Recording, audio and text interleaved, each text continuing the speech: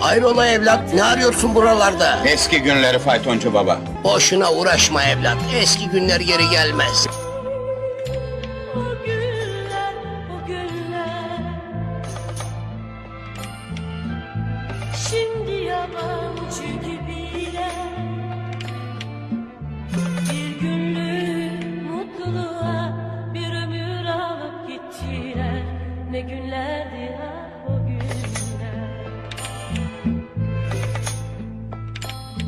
Ra,